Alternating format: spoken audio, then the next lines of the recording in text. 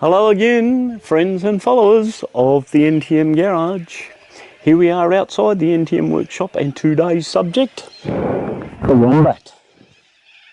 Were you watching last time when we thought all we had was just a thermostat and radiator hose type problem? Remember, it's a lot deeper than that. If you weren't watching, you better go find it. But today, it's time to dig in to something a little bit more sinister in the Wombat.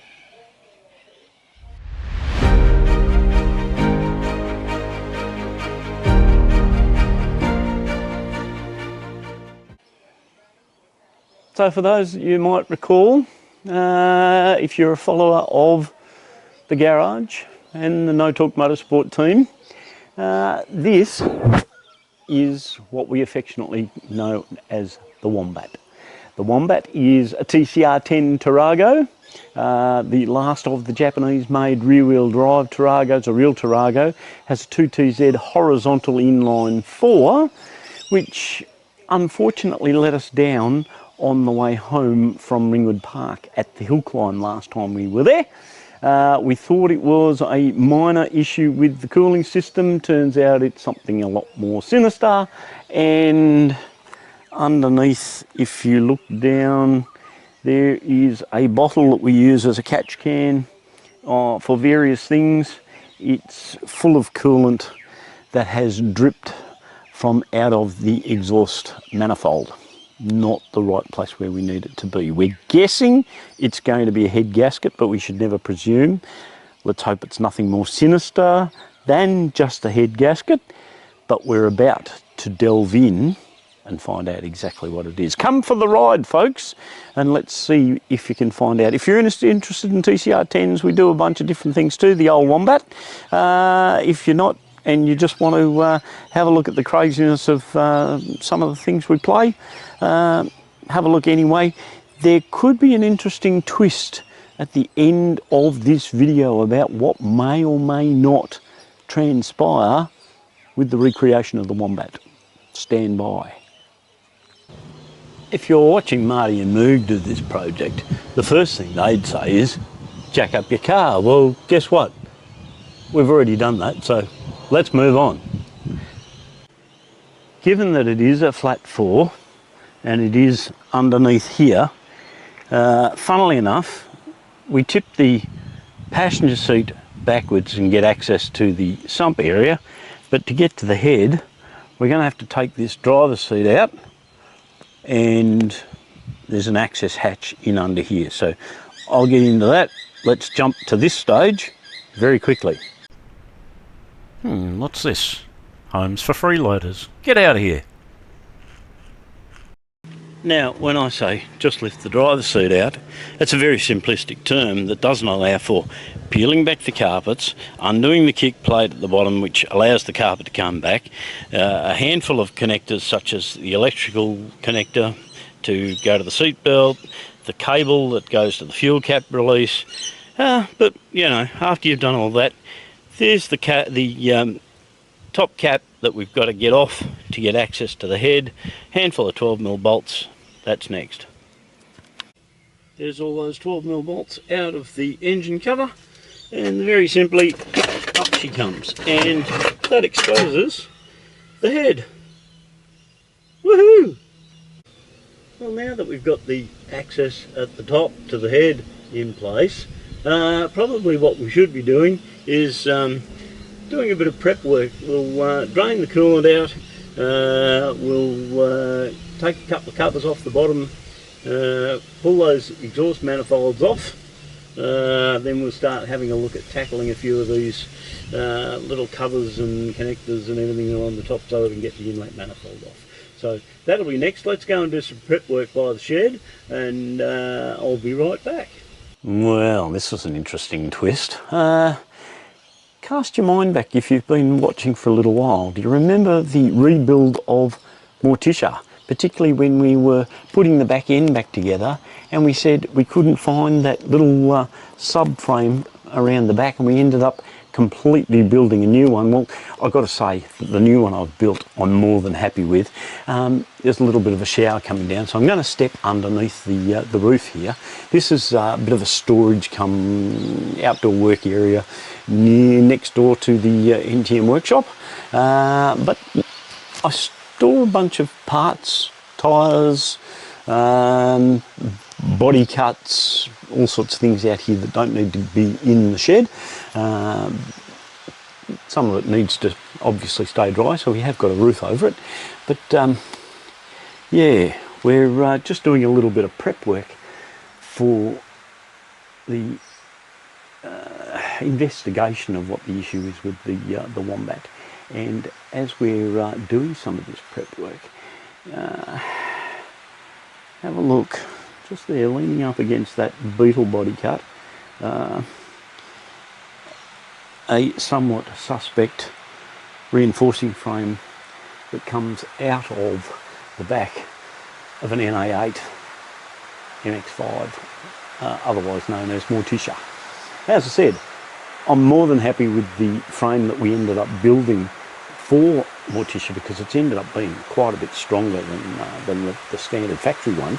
But if you've not seen that, go looking for it. But just the frustration of how many hours we spent looking for this stupid frame, and it was parked underneath a couple of outdoor recliner chairs that I've got stacked out the back here. Trivial matter, let's get on with the serious work with poor old Wombat. So we've dropped the coolant out from the bottom. While we're underneath, we took off this cover tray, just a handful of 12mm bolts on that, and we've got the exhaust header off now. I've already run without the heat shield. There's normally a heat shield on there as well, but I'm running without it. Now sadly you can see in the back end of that exhaust a reasonable amount of coolant has run out through number 1 and number 2 cylinder, so that's what we'll be looking for when we get the head off. But we're making progress. Just before we get that far, have a look at that header system. That's quite nice in this 2TZ, and where that collects into the single outlet from those two could be leading to something we might play with when we put this back together. Stand by on that one, but let's progress. After getting everything off from the underside, which was fairly straightforward and easy, we've now started to do the top side, which is your inlet. I've removed the rocker cover already, which I've done before because we had to replace the rocker cover gasket and some of the gaskets around the spark plug holes. Getting some of that fuel injection and inlet manifold off is going to be a little bit more complicated than what getting the exhaust manifold off was, I think. The good news is the drive system on the cams, camshaft chain, not a camshaft belt, and it's a single drive on there with that wheel system between the inlet and the exhaust. So what we'll probably do is just zip tie that cam chain onto the timing wheel, unbolt the single bolt on the end of the camshaft on the inlet side, get that off so that that's free and clear. It'll keep the timing set where we need it to be. We'll leave the cams in place on the head before we take it out, but I'll give you a bit of a step-by-step on what we need to do to get that inlet manifold undone. Now I've started to jump ahead a little, because what we need to do is we need to get this wiring loom out of the way. So I've undone a few of the bolts and a few of the plugs that are involved in getting that out. I've undone the fuel injection plugs, ready to take the fuel rail out. But in all fairness, I'm going to have to take the engine mounts out at the front to drop the engine down sufficiently to get enough access in under here to remove, or at least prop up, the inlet manifold enough to be able to get the head out. So that's realisation number 1. We've also got to get the distributor out of the back here, so there's a couple of things I've still got to undo out the back there. I was also thinking that I was going to leave the cam gear on there and leave the cams in place as I took the head out, but then I've realised that where the actual head bolts are, you can't get to them while the cams are in situ. So the whole cam arrangement has got to come out. There's a series of little dots on the back of these gears that line up for the timing of the cam. So what we're going to do is we're going to just spin the engine a little bit to get it in the right spot, mark whereabouts the chain sits in relation to that drive gear, to keep that in time with top dead centre, and start getting these cams out.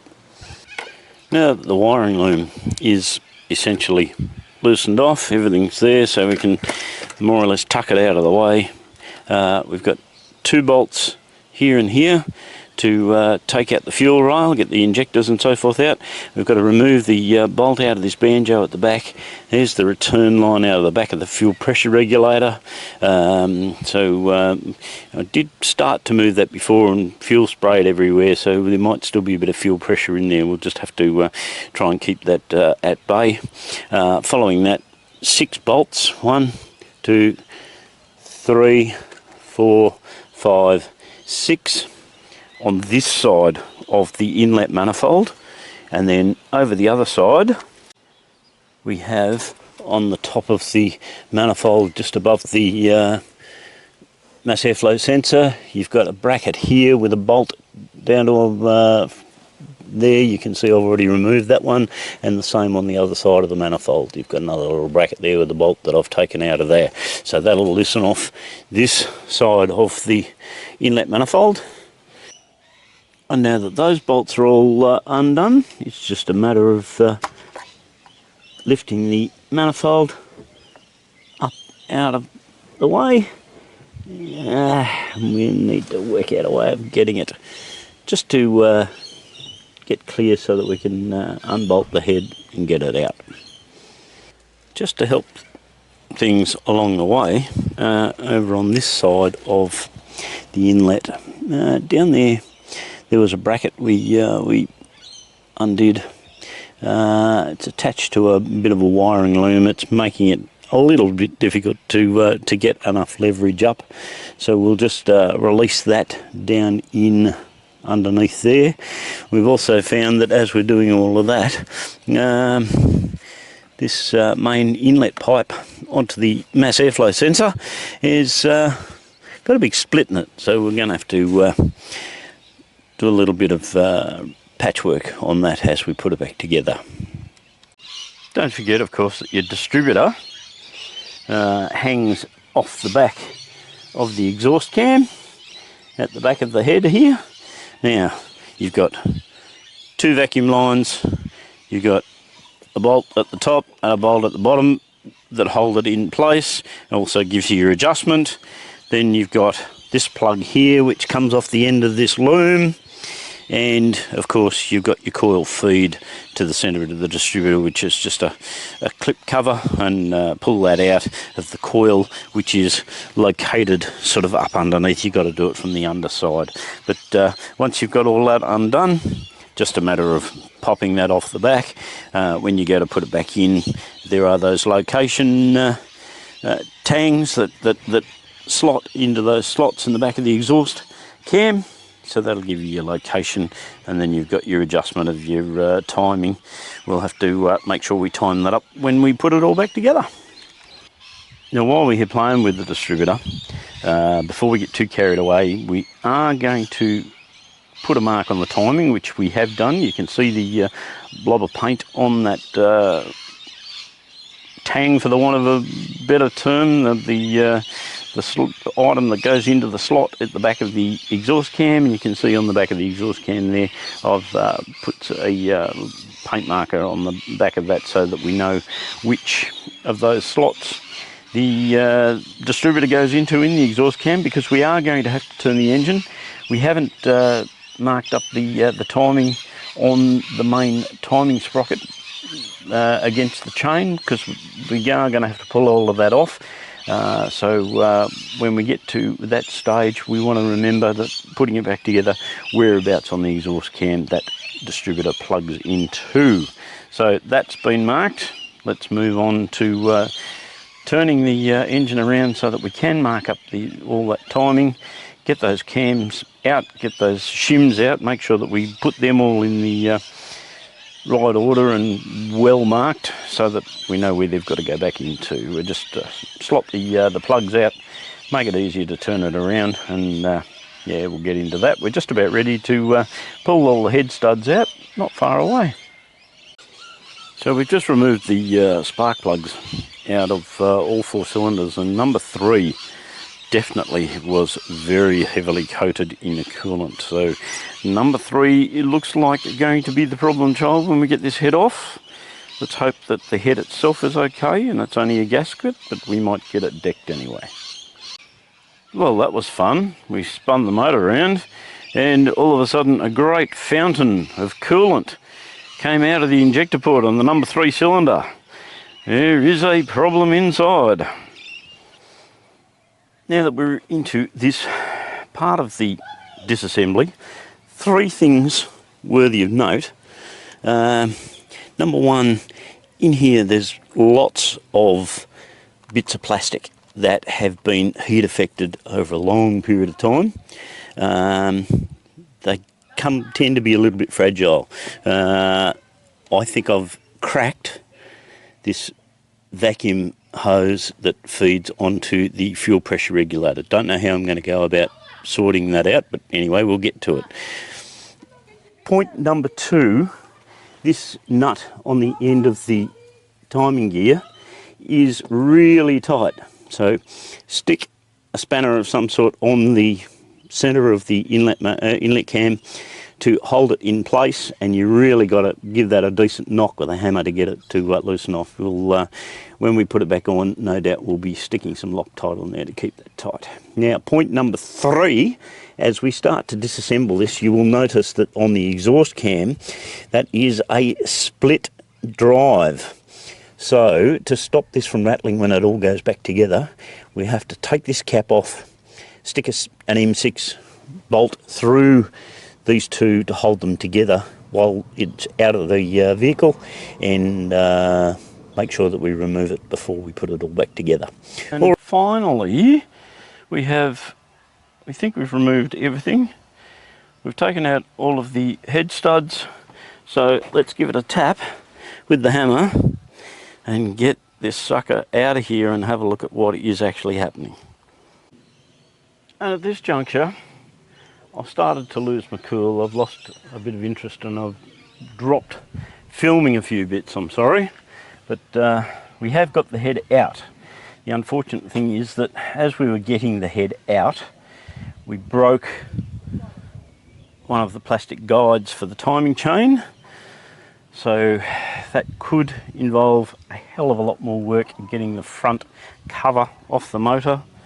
Yeah, it took a fair bit of wrestling to try and get the bloody thing out, and we dropped a couple of the shim buckets off the valves, so we hope we've managed to work out exactly which ones are which. Otherwise we could have the valve timing out of whack. So it's all turned very, very pear-shaped, unfortunately. So yeah, right at the moment we're not in the best frame of mind. We haven't got the best temper happening, but we have to continue. At least we've more or less got to the point we wanted to today. Tomorrow it's a matter of taking the head down to the head specialists for them to have a look at, and then we've got to look at putting it back together. So let's call it stumps on this video right at this point in time. We'll do an abridged version putting it back together, because putting it back together is just the reverse of what you've seen pulling it out. Not a lot I can show you different on that, but anyway, stand by. Thanks once again for watching. I know, it's great to have people on board. I'll try and be in a better mood to put it back together, but actually, just before we come to the end, I'm going to do an Eric on rad potential and do a second ending, I think, because what I'm going to do, I'm actually going to carry the head into the workshop, put it on the bench and have a quick look and see if there's something obvious causing this water leak. All right, well, rather than taking it inside to the main workbench, I brought the portable workbench outside, and righto, so looking at it, to be fair, there's nothing hugely obvious as far as leaks around the head gasket or anything like that go. It doesn't look too bad. Number 3 was our main offender. A little bit in number 4 maybe. I'll just go and get a straight edge and see what happens when I put that on. So the straight edge on there, allowing for the fact that there's still a bit of scunge from the head gasket on there. Doesn't seem to be any real obvious gaps. Maybe a small one there between 2 and 3. If we take the other angle, no, that looks to be good. They all look to be pretty square, to be fair. Straight across, front to rear. No, hard to tell. I think we definitely need to get it sort of, I think we'll get it locked by the boys at the head shop. Going up and down.